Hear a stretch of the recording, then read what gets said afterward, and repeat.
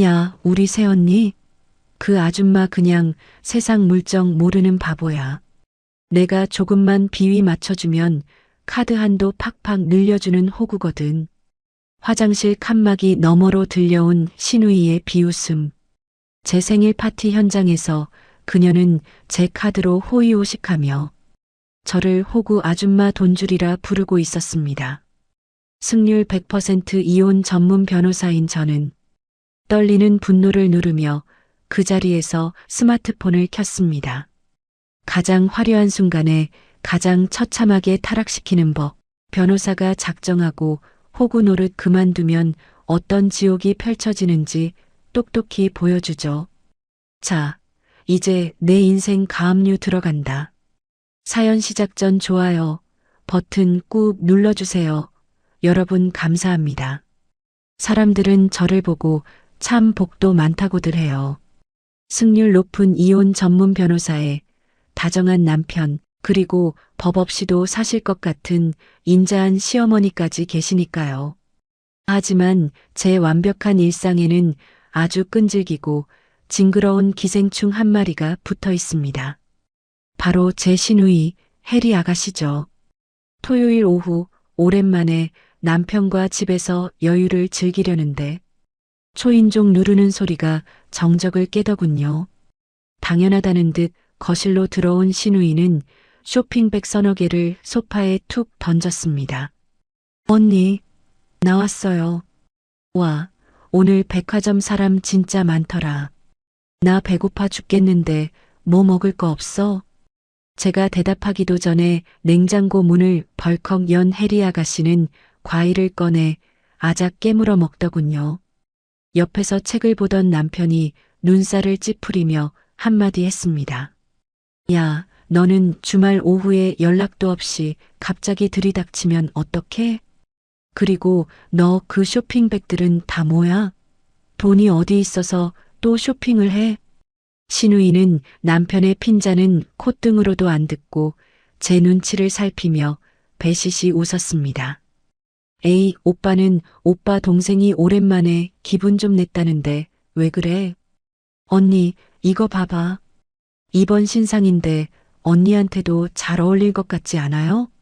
물론 내 사이즈로 사긴 했지만 저는 한숨을 내쉬며 해리 아가씨가 내미는 원피스를 보았습니다.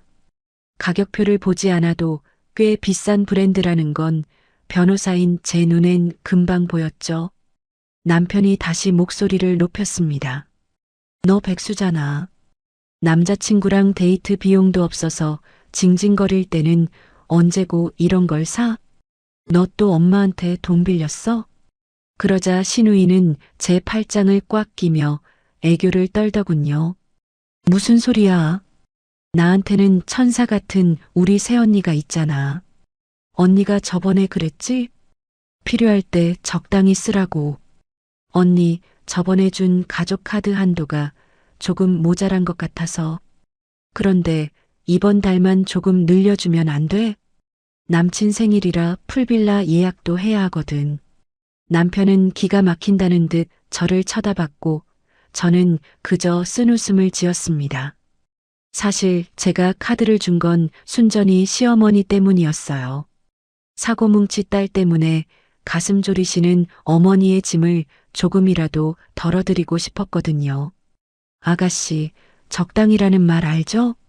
내가 준 카드는 비상용이나 생활비 보조 명목이지 명품 쇼핑이나 여행용이 아니잖아요. 제 말에 해리 아가씨는 입술을 삐죽 내밀며 제 어깨를 툭 쳤습니다. 아유, 언니도 참. 변호사가 돈을 그렇게 많이 벌면서 이 정도 가지고 그래. 내가 나중에 성공하면 언니한테 몇 배로 갚을게. 응? 언니는 마음도 넓고 능력도 있잖아. 우리 오빠가 언니 하나는 기가 막히게 잘 만났다니까? 남편이 제 눈치를 보며 시누이를 꾸짖었습니다. 야, 너 진짜 적당히 해. 여보, 당신도 너무 받아주지 마. 얘 버릇 나빠져. 오빠는 가만히 좀 있어봐. 언니가 괜찮다는데 왜 오빠가 난리야? 언니, 이번 달 한도 상향은 오케이. 알았지? 역시 우리 언니가 최고야. 신우이는 대답도 듣지 않고 다시 쇼핑백을 챙겨 제 방인 양 안방 화장실로 들어가 화장을 고치더군요. 거실에 남겨진 저는 남편과 시선을 마주쳤습니다. 미안해, 여보. 동생이 저렇게 철이 없어서 내가 면목이 없다. 남편의 사과에 마음이 조금 약해진 저는 고개를 가로저었습니다. 됐어. 어머니 생각해서 참는 거지 뭐. 그래도 아가씨가 천방지축 저렇게 살아도 뒤에서는 고마워하겠지. 그때까지만 해도 저는 정말 그렇게 믿었습니다. 제가 베푸는 호의가 나중에 어떤 칼날이 되어 돌아올지 전혀 예상하지 못한 채 말이죠. 그날 이후로도 신우이의 카드 씀씀이는 날이 갈수록 대담해졌습니다. 제 스마트폰은 수시로 울려대는 카드 결제 문자 알림으로 조용할 날이 없었죠. 하지만 제 생일이 다가오자 아가씨는 평소와 다르게 싹싹하게 굴기 시작했습니다. 언니, 이번 생일은 내가 진짜 근사한 곳 예약했어. 우리 가족 다 같이 모여서 파티하자. 언니 좋아하는 스테이크 맛집인데 내가 쏘는 거니까 부담 갖지 마. 자기 돈 한 푼 안 쓰면서 내가 쏜다는 말이 참 우스웠지만 그래도 저를 생각하는 마음인가 싶어 기꺼이 나갔습니다. 시내의 아주 비싼 호텔 레스토랑이었죠. 인자한 시어머니와 조금은 미안해하는 남편, 그리고 유난히 들떠 보이는 시누이 해리가 모였습니다. 어머나, 여기 정말 비싼 곳 아니니? 혜린이가 웬일로 이런 데를 다 예약했어? 어머니의 물음에 시누이는 제 팔짱을 꼭 끼며 너스레를 떨었습니다. 엄마, 내가 우리 새언니를 얼마나 존경하는데. 언니 생일인데 이 정도는 기본이지. 언니, 오늘 마음껏 먹어. 내가 특별히 티본 스테이크로 주문했어. 남편은 제 옆구리를 쿡 찌르며 귓속말을 하더군요. 여보, 해리가 웬일이냐? 해가 서쪽에서 뜨겠어. 그래도 당신 생일이라고 신경 쓴 것 같아서 기분은 좋네. 그러게, 철이 좀 들려나 봐. 식사가 무르익을 때쯤 저는 업무 전화를 받으러 잠깐 나왔습니다. 그리고 나서 전화를 끊고 볼일 보러 화장실로 향했죠. 화장실 안쪽 칸에 들어가 문을 잠그는데 밖에서 익숙한 웃음소리가 들려오더군요. 신우이였습니다. 누군가와 전화를 하는 모양이었죠. 야, 응, 나 지금 그 호텔 레스토랑이야. 당연하지, 내가 예약했지. 내 돈? 야, 너 미쳤냐? 내가 돈이 어디 있어. 그녀의 목소리는 식탁에서 들려주던 아양 섞인 톤과는 완전히 딴판이었습니다. 저는 숨을 죽이고 그대로 멈춰섰습니다. 야, 우리 새언니? 그 아줌마 그냥 공부만 해서 세상 물정 하나도 모르는 바보야. 내가 조금만 비위 맞춰주면 카드 한도 팍팍 늘려주는 호구거든. 아까 봤어야 해. 내가 고맙다고 하니까 얼굴 빨개져서 좋아하는 꼴이라니. 웃겨 죽는 줄 알았다니까? 수화기 너머의 친구와 깔깔대며 웃는 소리가 타일 벽을 타고 날카롭게 제 귀를 찔렀습니다. 그 아줌마 돈으로 다음 주에 너랑 호캉스 갈 생각하니까 아주 기분 째진다. 나한테는 그냥 평생 마르지 않는 돈줄이지 뭐. 야, 이따가 내가 걔 카드로 선물 하나 더 긁을 거야. 기대해. 심장이 쿵쾅거리고 손끝이 파르르 떨리기 시작했습니다. 아줌마, 바보, 호구. 제 호의를 비웃음으로 되돌려주는 그 목소리에는 일말의 미안함조차 섞여 있지 않았습니다. 야, 끊어. 다시 연락할게. 다시 천사 신우이 코스프레 하러 가야지. 이따 밤에 다시 톡할게. 화장실 문이 닫히는 소리가 들리고 나서야 저는 밖으로 나왔습니다. 거울 속의 제 얼굴은 분노로 하얗게 질려 있더군요. 단순히 철이 없는 게 아니라 저를 철저하게 이용하고 비웃고 있었던 겁니다. 호구라, 내가 그렇게 만만해 보였나 보네. 저는 차갑게 식은 눈으로 거울을 노려봤습니다. 이혼 소송을 진행하며 수많은 악인을 봐왔지만 가장 가까운 곳에 이런 괴물을 키우고 있었다니 참담했죠. 하지만 슬퍼만 하고 있을 때는 아니었습니다. 저는 변호사니까요. 어떻게 해야 이 돈줄이 끊겼을 때의 공포를 뼛속 깊이 새겨줄 수 있을지 머릿속에서 판결문이 써내려가기 시작했습니다. 다시 식탁으로 돌아가자 해리가가 밝은 얼굴로 저를 반겼습니다. 언니, 무슨 통화를 그렇게 오래 해요? 많이 바빠요? 스테이크 다 식겠다. 어서 먹어요. 아니, 우리 예쁜 언니. 방금 들은 통화 내용 때문인지 신우이의 알랑방구가 소름이 돋았습니다. 저는 우아하게 의자에 앉아 남편이 썰어준 고기 조각을 바라보았습니다. 여보, 고마워. 그리고 아가씨, 덕분에 오늘 참 많은 걸 배웠네. 인생에는 공짜가 없다는 것도, 그리고 사람 속은 정말 모른다는 것도 말이야. 제 목소리가 평소보다 조금 가라앉았는지 남편이 의아한 듯 저를 쳐다봤지만 신우이는 그저 싱글벙글하며 와인을 들이켜고 있었습니다. 그녀의 눈앞에 펼쳐진 화려한 성찬이 그녀 인생의 마지막 만찬이 될 거라는 사실은 꿈에도 모르는 채로 말이죠. 마음속으로 숫자를 세웠습니다. 이제 이 우스꽝스러운 연극을 끝낼 시간입니다. 제 손은 이미 테이블 아래에서 스마트폰을 꽉 쥐고 있었습니다. 스테이크 한 조각을 입에 넣었지만 고무를 씹는 것처럼 아무런 맛도 느껴지지 않았습니다. 제 머릿속은 이미 차갑게 식어법전을 뒤적이고 있었죠. 신우이는 그것도 모르고 제 옆에서 연신 싱글벙글하며 와인을 들이켰습니다. 언니, 여기 와인 진짜 괜찮지? 내가 고심해서 고른 거야. 아, 그리고 나 다음 주에 친구랑 호캉스 가기로 했는데 언니가 한도 늘려준 거 덕분에 진짜 럭셔리하게 놀 수 있을 것 같아. 고마워, 언니.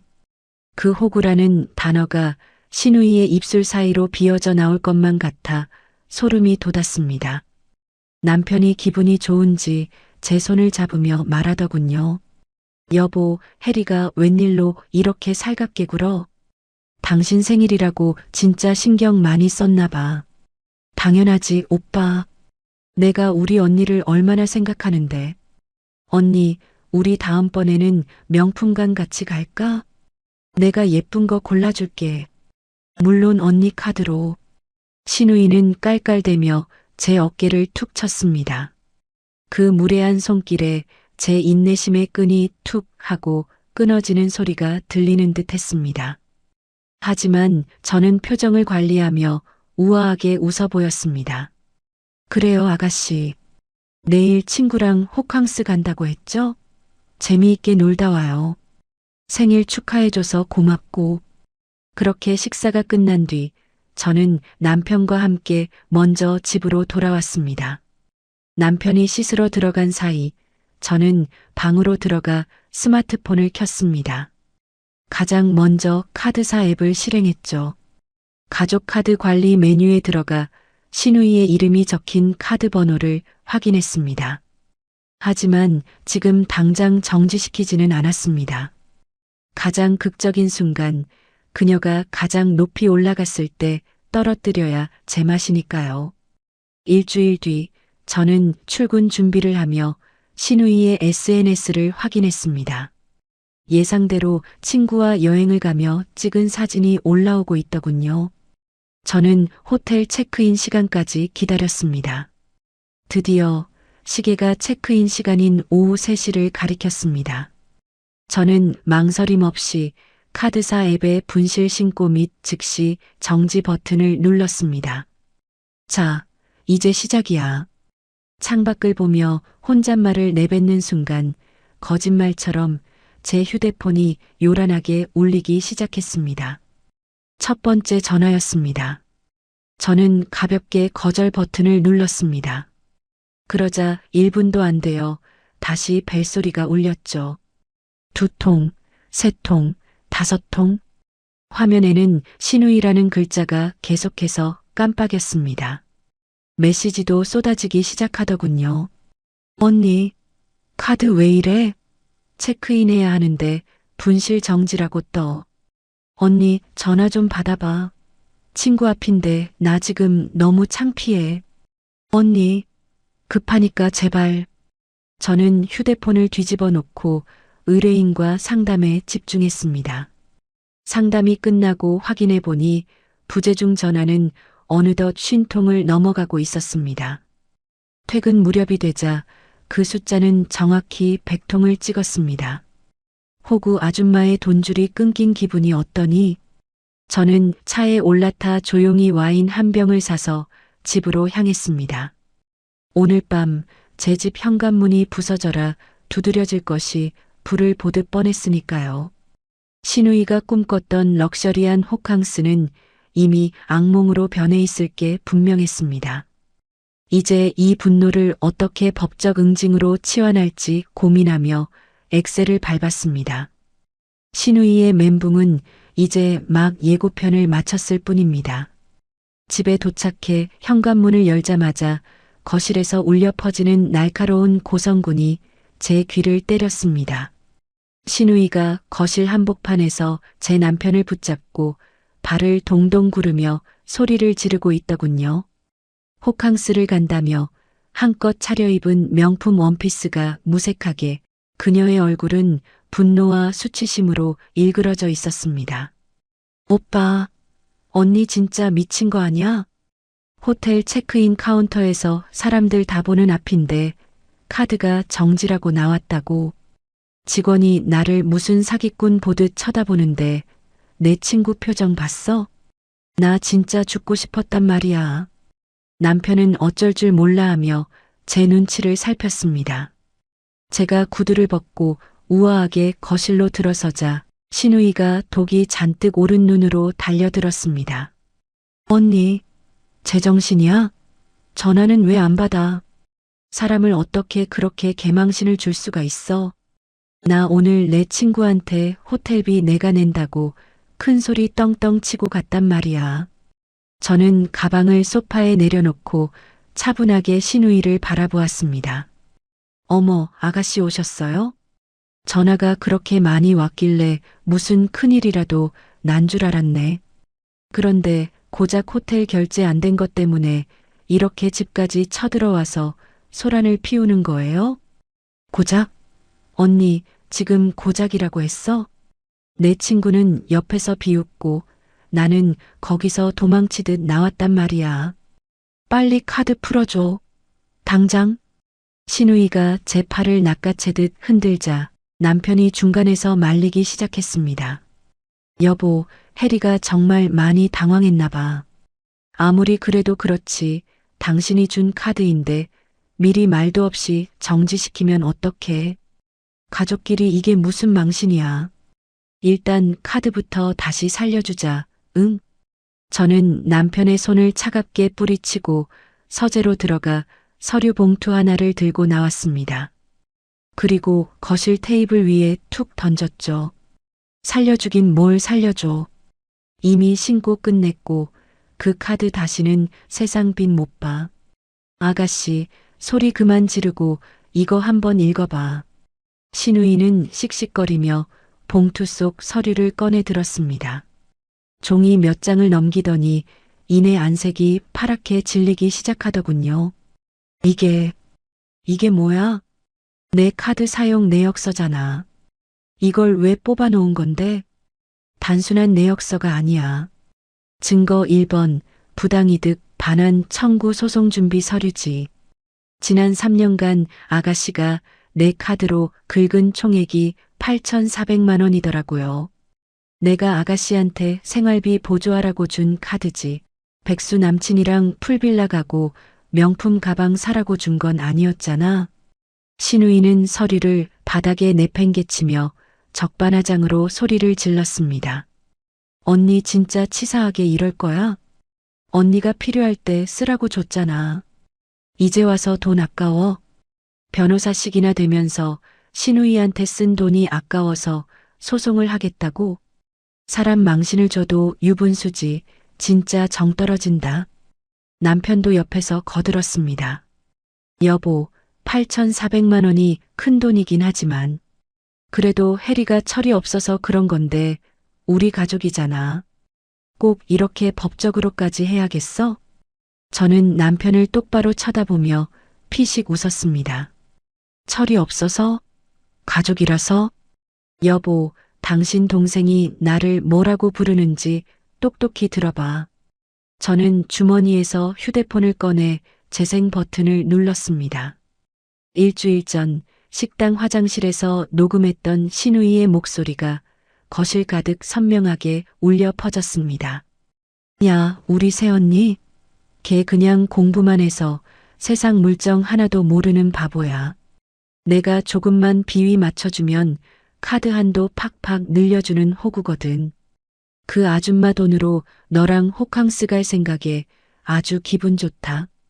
거실은 순식간에 찬물을 끼얹은 듯 조용해졌습니다.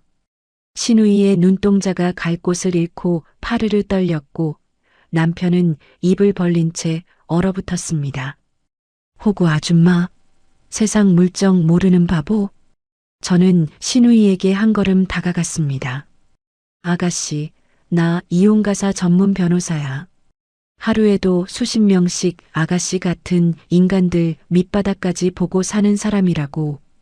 근데 감히 내 뒤통수를 쳐? 내가 준 호의를 발판 삼아 나를 짓밟고 비웃어? 신우이는 당황한 듯 말을 더듬었습니다.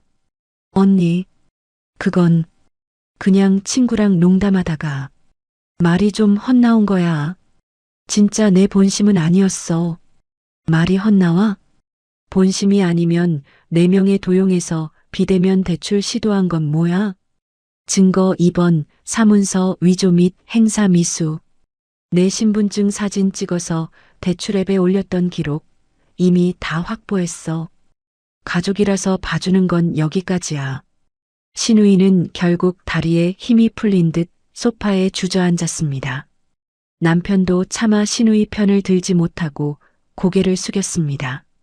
언니, 제발, 내가 잘못했어. 한 번만 봐주면 안 돼? 나 전과자 되면 진짜 끝이야. 그 돈도 내가 어떻게든 갚을게. 어떻게 갚을 건데? 일도 안 하는 아가씨가 무슨 수로? 내일까지 아가씨 명의로 된 오피스텔 보증금, 그리고 내 카드로 산 물건들 싹 다 리스트업해서 가져와. 안 그러면 내일 아침 법원 문 열리자마자 가압류 신청 들어갈 거니까. 저는 바닥에 떨어진 서류를 밟고 지나가 안방으로 향했습니다. 뒤에서 신우이의 오열 섞인 비명과 남편의 한숨소리가 들려왔지만 제 마음은 그 어느 때보다 차갑고 평온했습니다. 너 내가 변호사라는 거 잊었니? 남의 돈 쓰면서 뒤에서 비웃는 건 내 자유지만 그 대가는 내 상상을 초월할 거야. 저는 문을 닫기 전 마지막으로 쐐기를 박았습니다. 이제 호구 아줌마의 연극은 끝났습니다. 진짜 포식자가 누구인지 뼈저리게 느끼게 해줄 시간입니다.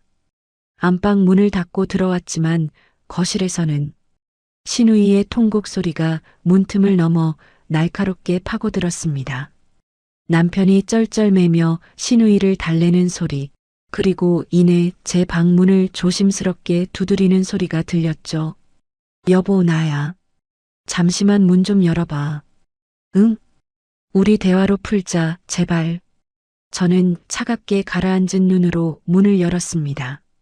남편 뒤로 눈물범벅이 된 신우이가 제 눈치를 보며 벌벌 떨고 서 있더군요. 대화? 무슨 대화? 증거가 이렇게 명백한데 무슨 말이 더 필요해? 당신 동생이 내 명의로 대출까지 받으려 했던 거 방금 내 눈으로 확인했잖아. 남편은 마른 세수를 하며 한숨을 내쉬었습니다. 알아, 혜리가 정말 큰 잘못을 했어. 나도 너무 놀랐고 화가 나. 근데 여보, 고소까지는 너무하잖아. 가족끼리 전과자를 만드는 건 좀.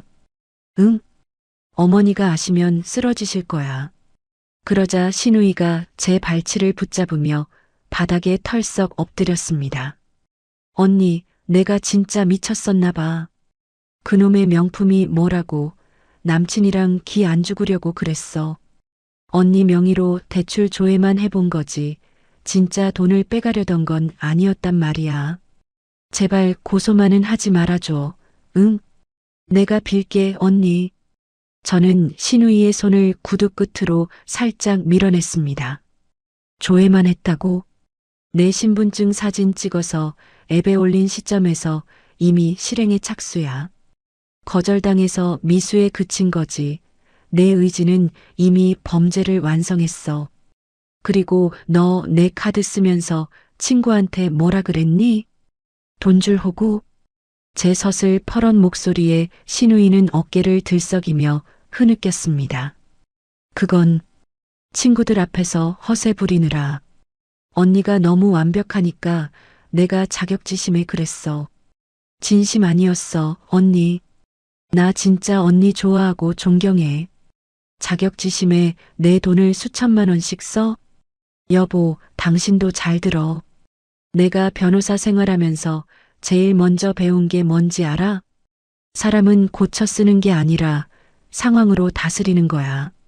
저는 화장대에 놓인 서류를 한 장 더 꺼내 신우이 앞에 던졌습니다. 이거 봐. 내 명의로 된 오피스텔 보증금, 그리고 내 통장에 들어있는 푼돈들. 이미 가압류 신청 서류 작성 끝냈어. 내일 아침이면 법원에 접수될 거야. 네가 내 카드로 샀던 가방, 옷, 구두 전부 다 리스트 뽑아놨으니까 하나도 빼놓지 말고 다 가져와. 단 10원이라도 모자라면 난 바로 소송 진행할 거야. 신우이는 사색이 되어 소리를 질렀습니다. 언니, 진짜 이렇게까지 해야겠어. 그리고 보증금 압류하면 나 길바닥에 나앉으라는 소리야? 오빠가 말 좀 해봐. 새언니 진짜 너무한 거 아니야? 남편이 옆에서 보다 못해 조심스럽게 끼어들었습니다.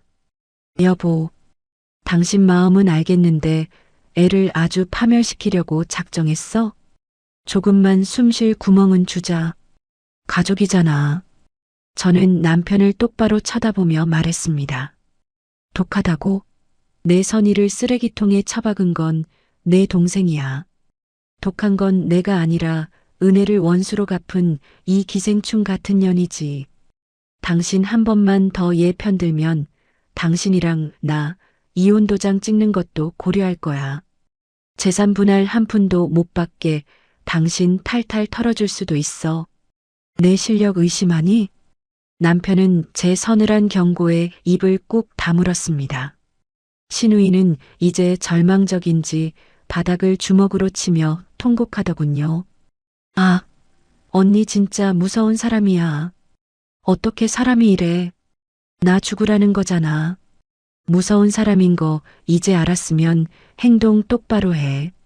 내일까지 네가 그동안 내 돈으로 산 것들 다 가져와. 안 그러면 경찰서에서 정식으로 조사받게 될 테니까. 그리고 너한테 빌부터 살던 그 백수 남친한테도 전해. 네가 이제 알거지라는 사실을 말이야. 저는 차갑게 등을 돌려 침대에 앉았습니다.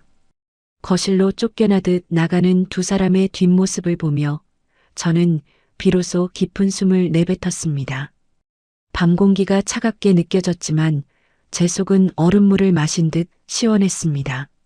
내일이면 신우이의 화려했던 가짜 세상은 정말로 무너지기 시작할 겁니다. 제 호의를 배신한 대가가 얼마나 쓰디쓴지 뼈저리게 느끼게 되겠죠. 다음 날 아침 집안의 공기는 마치 얼음장처럼 차가웠습니다. 밤새 거실에서 훌쩍이던 신우이는 어느새 사라지고 남편만이 퀭한 눈으로 식탁에 앉아 있더군요. 제가 출근 준비를 마치고 나오자 남편이 조심스럽게 제 소매를 붙잡았습니다. 여보, 꼭 이렇게까지 해야겠어?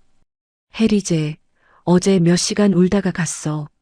한 번만 기회를 주면 안 될까?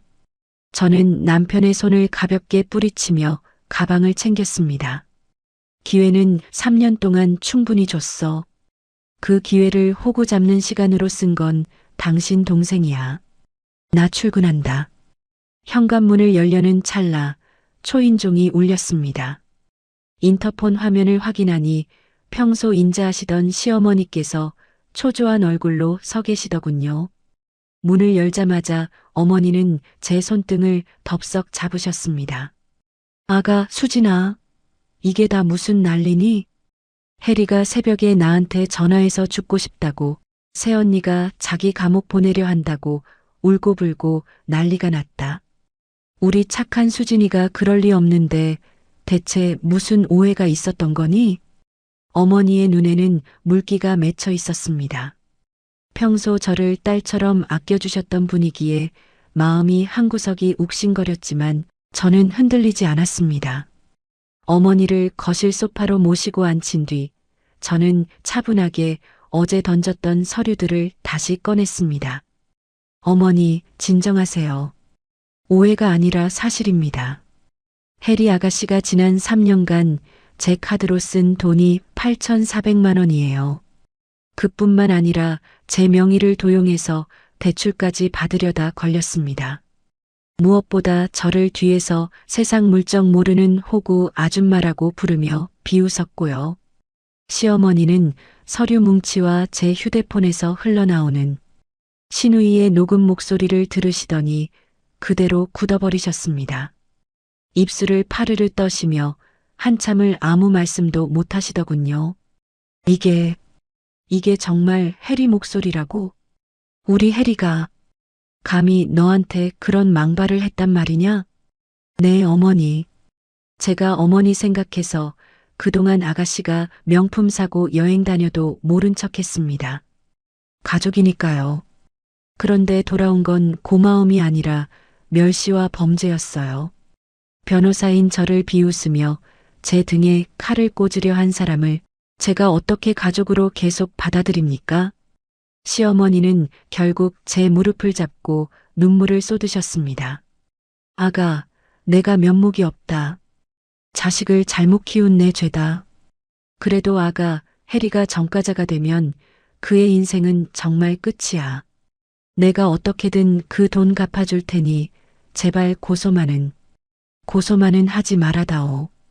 이 늙은 어미를 봐서라도 한 번만 굽어 살펴주면 안 되겠니? 남편도 옆에서 무릎을 꿇으며 거들었습니다. 여보, 엄마 저러시다 쓰러지시겠어. 제발 당신이 한 발만 물러나 주면 안 돼? 거실은 순식간에 눈물바다가 되었습니다. 하지만 저는 그들의 눈물 속에서도 신우이가 지었던 그 비열한 웃음을 떠올렸습니다. 제가 여기서 흔들리면 저는 정말로 그들이 생각하는 호구가 되는 것이었죠. 어머니, 울지 마세요. 제가 어머니를 얼마나 존경하고 사랑하는지 아시죠? 그래서 저도 고민을 많이 했습니다.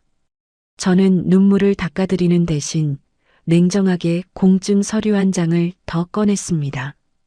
형사 고소는 일단 유예하겠습니다. 하지만 조건이 있어요.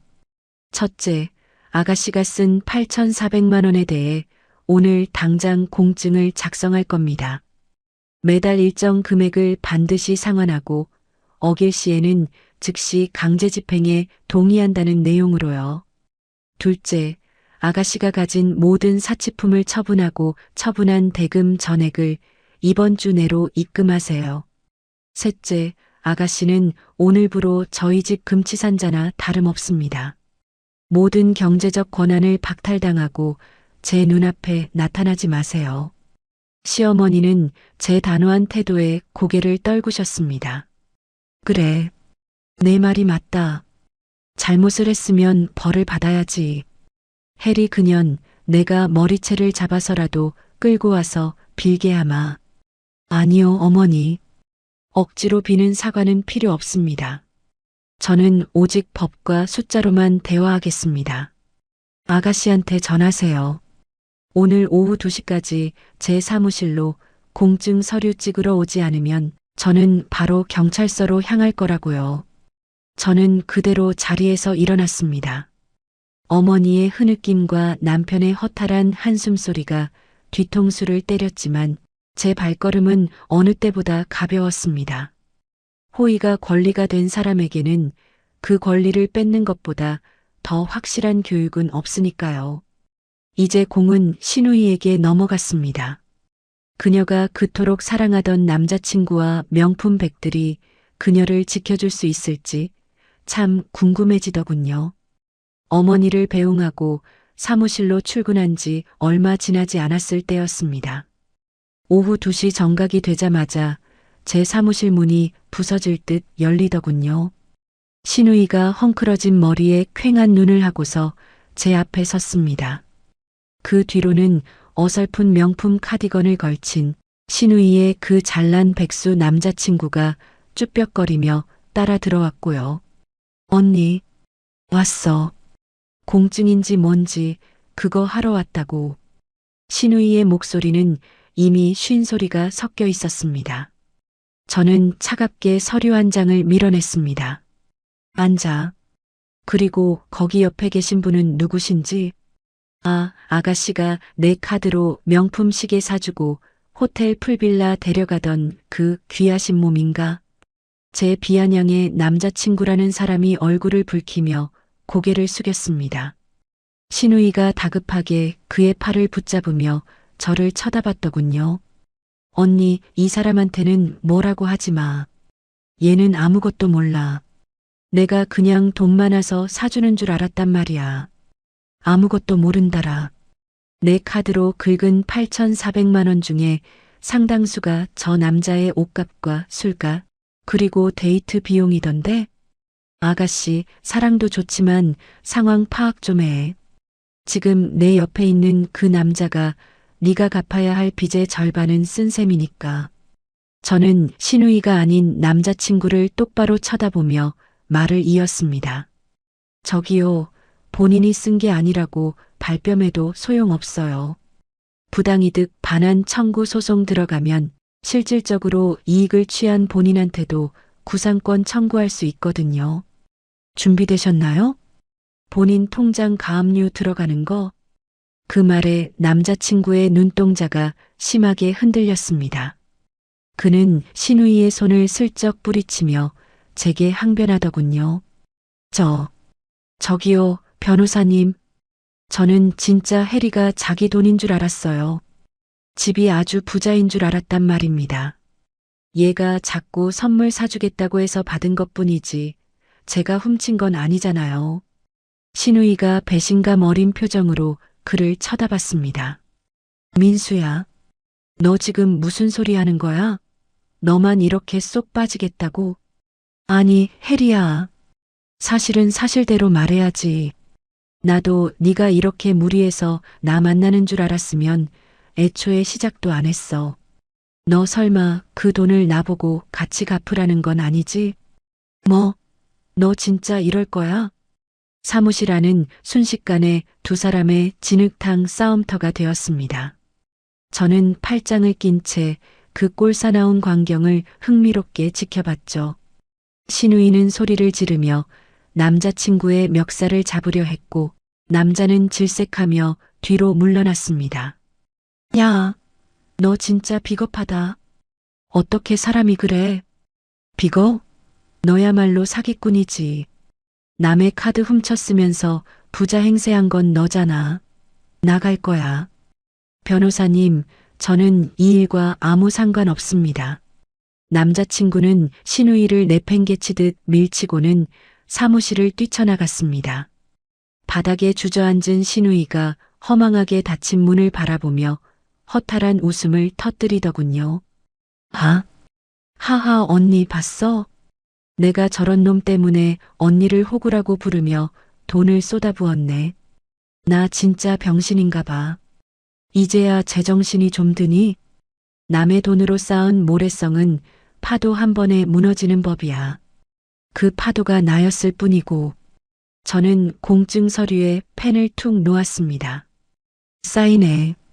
지금 당장 중고업체에서 입금된 돈 전액 나한테 송금하고 남은 금액은 매달 200만 원씩 입금해.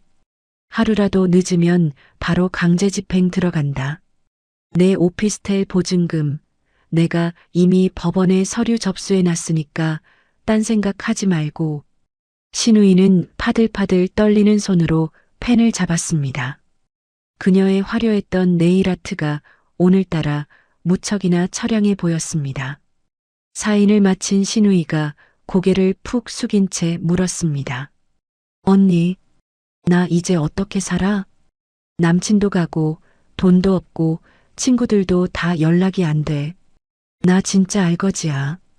어떻게 살긴 남들처럼 일해서 살아야지.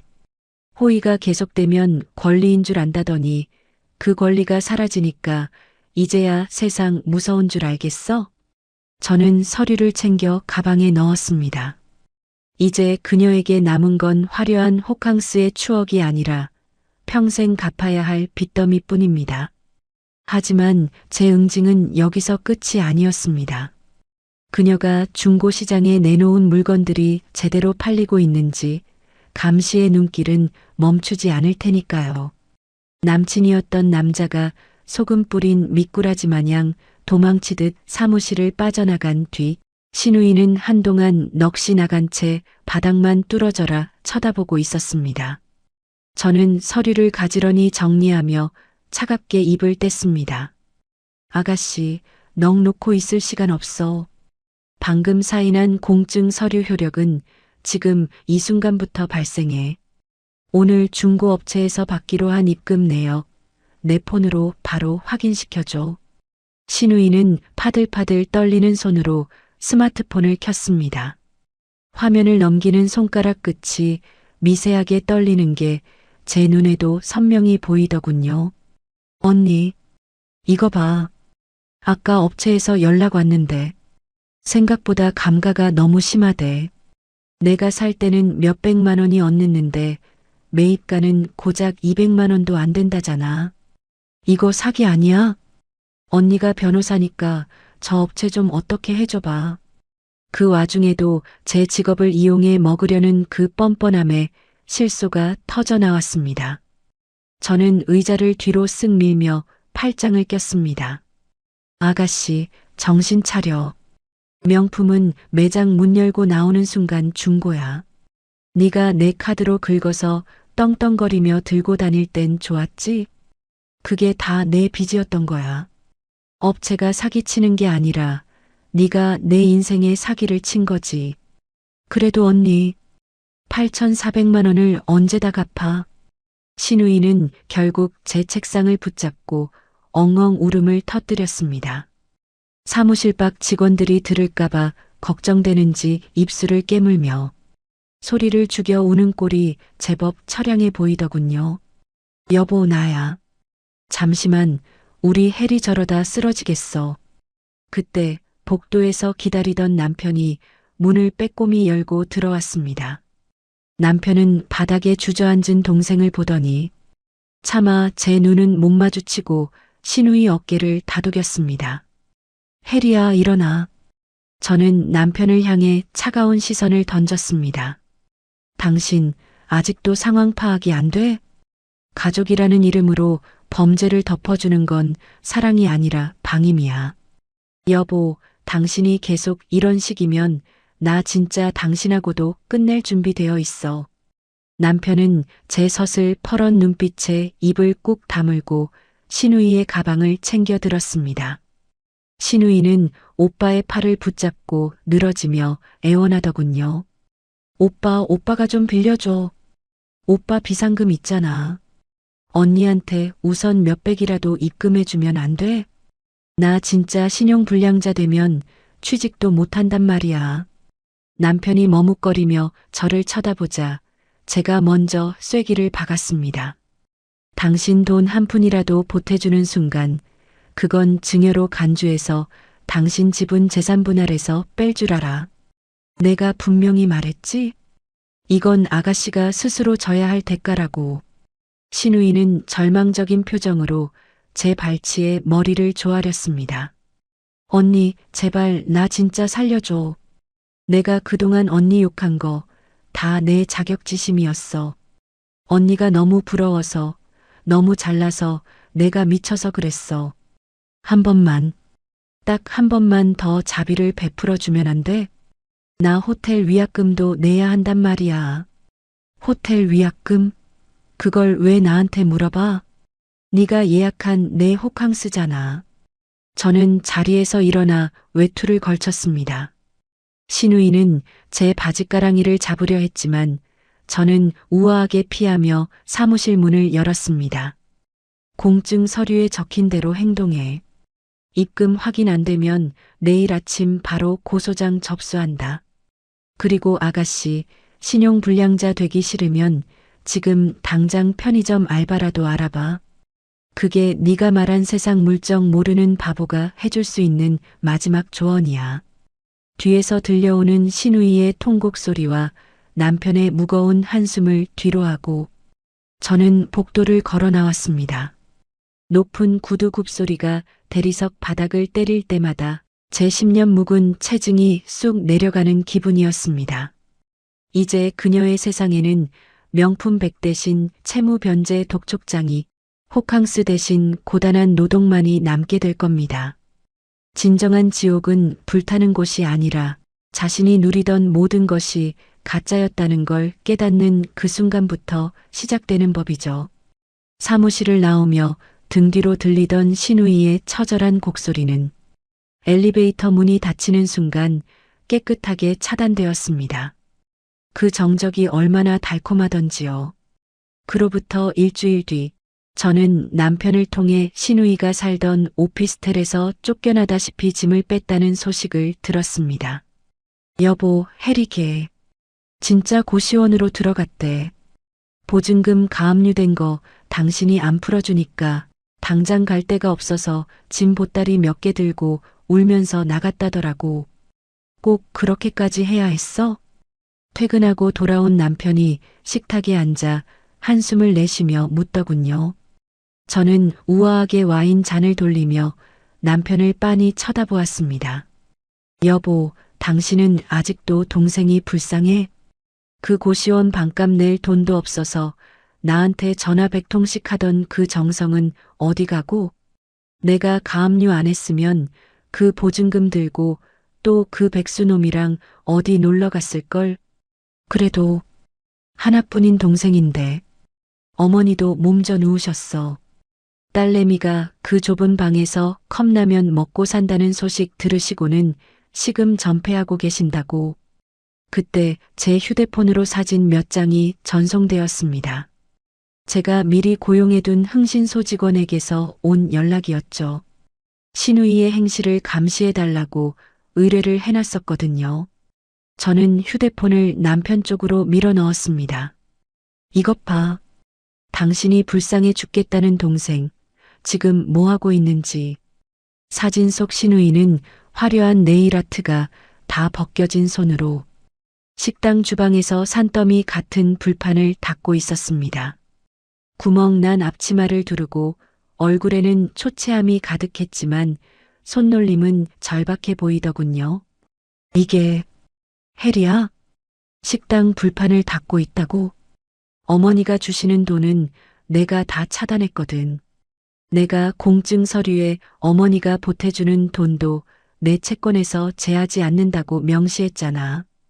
결국 본인이 벌어서 갚아야 한다는 걸 이제야 깨달은 거지. 그때 현관문이 열리더니 시어머니께서 기운 없는 걸음으로 들어오셨습니다. 어머니는 제 앞에 주저앉듯 앉으시며 제 손을 잡으셨죠. 수진아, 아가, 내가 해리 그년 등짝을 피가 나도록 때려줬다. 어떻게 너한테 그럴 수 있냐고 자식 농사 잘못 지은 내 죄라고 빌고 또 빌었다. 제발 가압류만 좀 풀어주면 안 되겠니? 애가 손이 다 부르터서 짓무르고 있더라. 어머니, 마음 아프신 건 이해합니다. 하지만 아가씨가 지금 닦고 있는 건 불판이 아니라 그동안 본인이 저지른 오만과 방종이에요. 그 손이 짓물러야 정신을 차리는 법입니다. 어머니가 대신 갚아주시면 아가씨는 평생 제 뒤에서 호구라고 비웃으며 살 거예요. 그게 정말 아가씨를 위한 길인가요? 어머니는 대답 대신 소리 없이 눈물을 흘리셨습니다. 남편도 고개를 숙인 채 아무 말이 없었죠. 그때 제 휴대폰 벨소리가 정적을 깼습니다. 신우이였습니다. 저는 스피커폰을 켰습니다. 언니, 나야. 해리. 목소리에는 예전의 그 앙칼진 기운이나 아양 떠는 톤이 싹 사라져 있었습니다. 그저 고단함에 찌든 맥 빠진 목소리였죠. 왜요, 아가씨? 언니, 나 오늘 일당 받았어. 10만 원. 이거 언니 통장으로 바로 보냈어. 나 진짜 죽을 것 같아, 언니. 허리도 안 펴지고 손가락이 마비될 것 같아. 나 한 번만 용서해주면 안 돼? 나 진짜 반성 많이 하고 있어. 저는 차갑게 대꾸했습니다. 10만 원? 나한테 갚아야 할 원금이 8,400만 원인데 10만 원씩 840번은 더 입금해야겠네? 아가씨, 용서는 반성으로 받는 게 아니라 입금으로 받는 거야. 내일도 10만 원 벌어서 입금해. 그럼 한번 생각은 해볼게. 신우이는 대답 대신 꺽꺽거리며 울기 시작했습니다. 전화 너머로 식당 주인의 야, 놀면 뭐해? 빨리 안 닦아? 하는 호통 소리가 들려오더군요. 저는 미련 없이 통화 종료 버튼을 눌렀습니다. 여보, 어머니. 보셨죠? 아가씨 이제야 사람답게 살려고 노력하는 중이에요. 이 흐름 깨지 마세요. 어머니가 돈 한 푼이라도 보태주시는 순간 저 아가씨 바로 형사 고소 진행합니다. 제 경고 빈말 아닌 거 아시죠? 거실에는 무거운 침묵이 내려앉았습니다. 저는 우아하게 남은 와인을 들이켰습니다. 호의를 권리로 착각했던 대가는 이렇게나 혹독하고 비참한 법입니다. 하지만 제 마음은 그 어느 때보다 가볍고 단단해졌습니다. 식당 주인의 호통 소리와 함께 끊긴 전화기 너머로 잠시 정적이 흘렀습니다. 시어머니는 힘없이 고개를 떨구셨고 남편은 붉어진 눈시울을 훔치며 차가운 식탁 유리만 바라보더군요.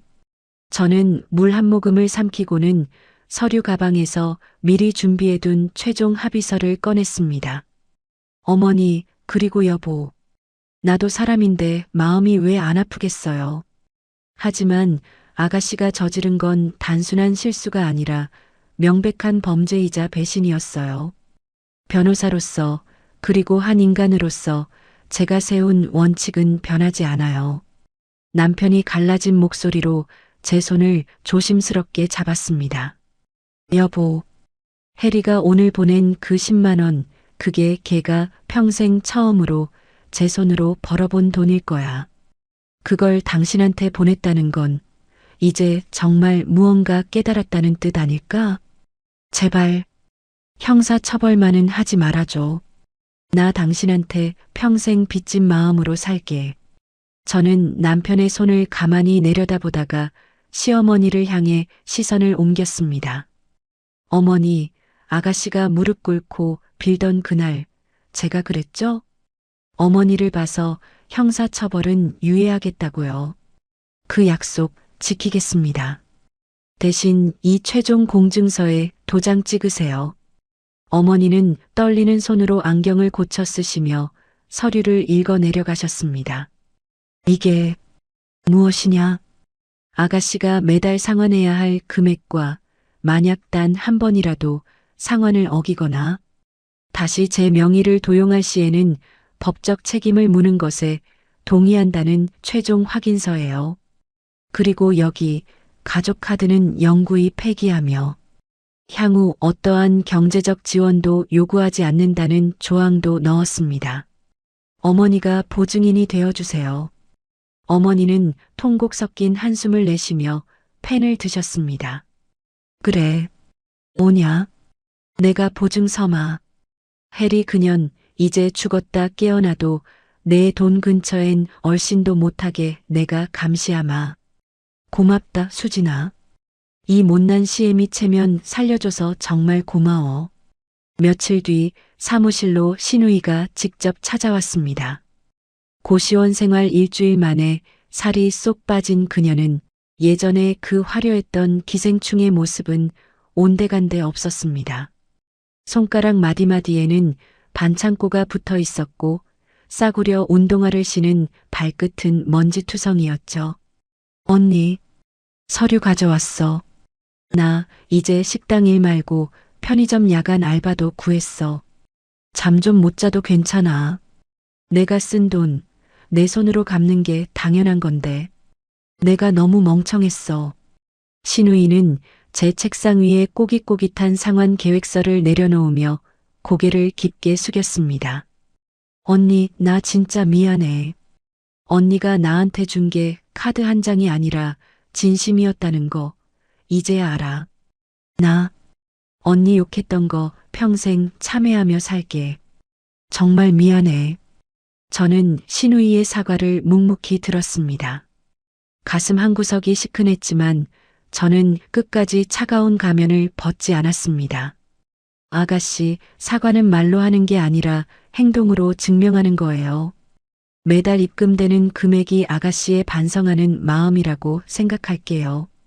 그리고 앞으로 우리 개인적으로 연락하는 일은 없었으면 좋겠네요.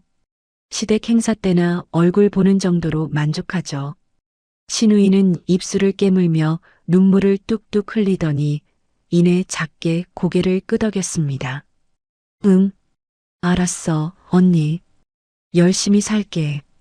정말 열심히 벌어서 갚을게. 신우이가 나간 뒤 저는 사무실 창밖을 내려다보았습니다. 노을이 지는 서울 도심의 풍경이 오늘따라 참 평화롭게 느껴지더군요.